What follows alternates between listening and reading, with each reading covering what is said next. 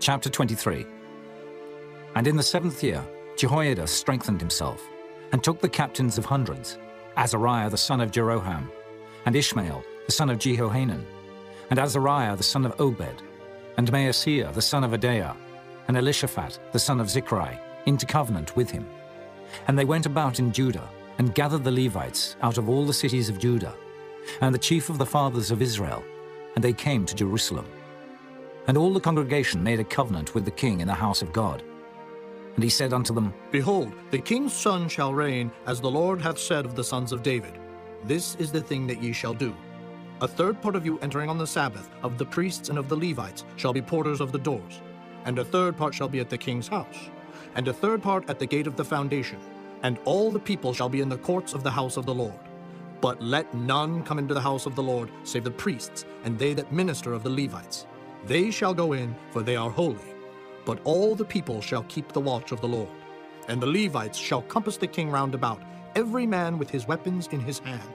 And whosoever else cometh into the house, he shall be put to death.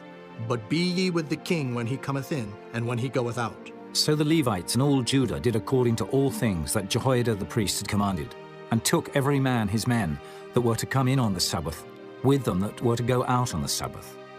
For Jehoiada the priest dismissed not the courses. Moreover, Jehoiada the priest delivered to the captains of hundreds spears and bucklers and shields that had been King David's, which were in the house of God. And he sat all the people, every man having his weapon in his hand, from the right side of the temple to the left side of the temple, along by the altar and the temple, by the king round about.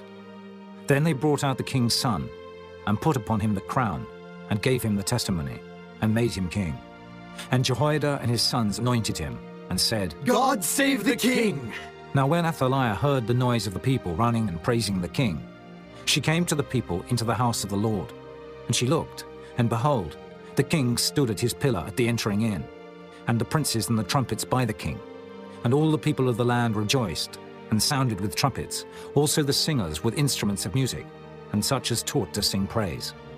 Then Athaliah rent her clothes and said, Treason! Treason! Then Jehoiada the priest brought out the captains of hundreds that were set over the host, and said unto them, Have her forth of the ranges, and whoso followeth her, let him be slain with the sword. For the priest said, Slay her not in the house of the Lord. So they laid hands on her, and when she was come to the entering of the horse gate by the king's house, they slew her there. And Jehoiada made a covenant between him, and between all the people, and between the king, that they should be the Lord's people.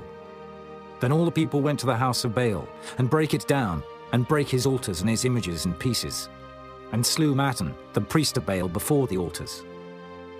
Also Jehoiada appointed the officers of the house of the Lord by the hand of the priests, the Levites, whom David had distributed in the house of the Lord, to offer the burnt offerings of the Lord, as it is written in the law of Moses, with rejoicing and with singing, as it was ordained by David.